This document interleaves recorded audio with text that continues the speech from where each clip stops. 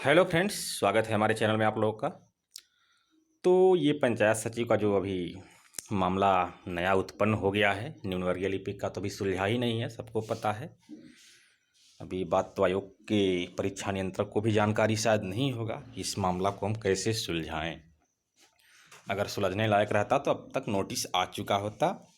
Lockdown का बहाना बेवजह लोग बना रहा है कि लॉकडाउन के चलते नहीं आया। लॉकडाउन आज लग रहा है 10-15 दिन से।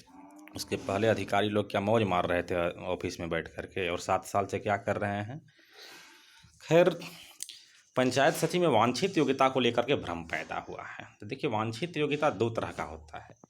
एक वांछित योग्यता होता है कि जिसको मतलब प्राप्त करना, चाहे वांछित योग्यता रहना जरूरी नहीं है, लेकिन पंचायत सचिव का वांछित योग्यता फिलहाल तो जरूरी नहीं है, लेकिन बाद में वो जरूरी है।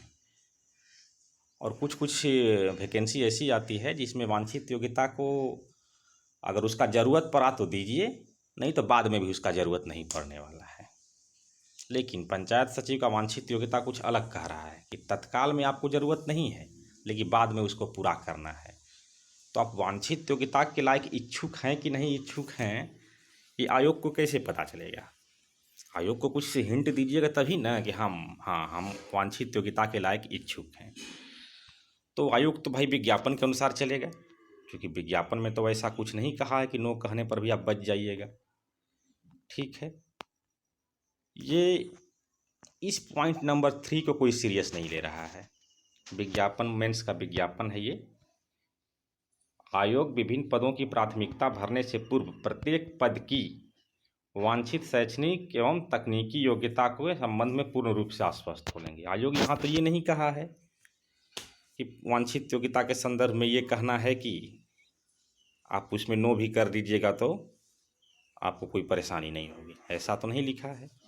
लेकिन ये पंचायत सचिव वाला वांछित योग्यता है, इसको प्राप्त करना है आज नहीं तो कल। लेकिन और वैकेंसी में क्या होता है कि वांछित योग्यता का तत्काल ज़रूरत है तब तो ठीक है, नहीं तो बाद में भी उसको नहीं प्राप्त करना है। ये बातें हैं। बहुत लोग ये नहीं समझ रहे हैं कि बस आगे इसको हमको लेना है कि नहीं लेना है वांछित योग्यता। तो वांछित योग्यता के लायक आप इच्छुक हैं कि नहीं है, ये आयोग को कैसे पता चलेगा। आयोग तो वही जानना चाहा है ना, ठीक है वांछित योग्यता ही है, आप उसमें यस करने में आपको क्या जाता है। यहाँ साफ साफ लिखा हुआ है, देख सकते हैं आप लोग।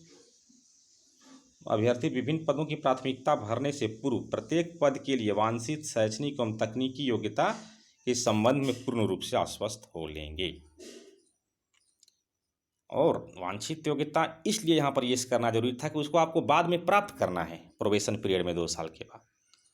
तो आप वांछित योग्यता के लिए इच्छुक हैं कि नहीं इच्छुक हैं, ये तो आयोग को बताना होगा आपको पहले। और जहाँ तक नियमावली का बात है, तो यहाँ तो ये कह रहा है,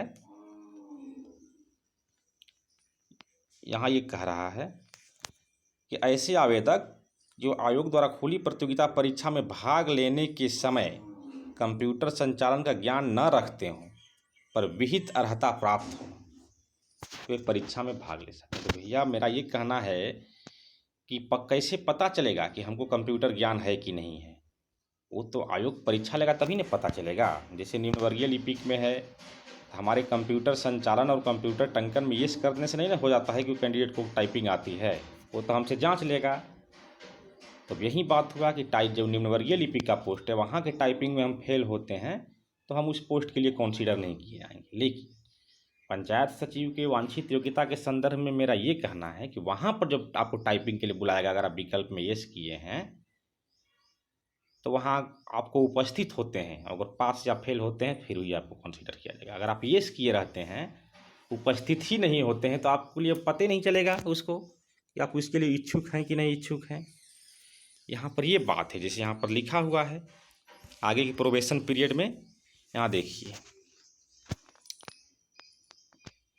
विभागीय परीक्षा में उत्तीर्ण होना, नियम 4(4) के द्वारा विहित वांछनीय अर्हता को उक्त नियम में उल्लिखित सामान्य प्रशासन विभाग की अधिसूचना द्वारा विहित बंद रीति के अनुसार प्राप्त करना। तो यानी कि प्राप्त तो करना है आपको।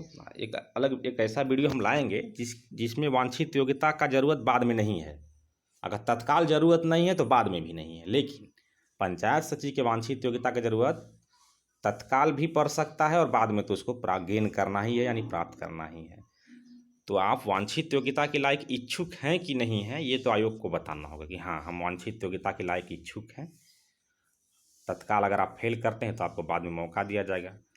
और दूसरी बात, आप फॉर्म भरने के क्रम में देखिएगा तो उसमें वांछित योग्यता का जो ये उल्लेख किया गया है सिर्फ और सिर्फ एक ही पद के लिए किया गया है।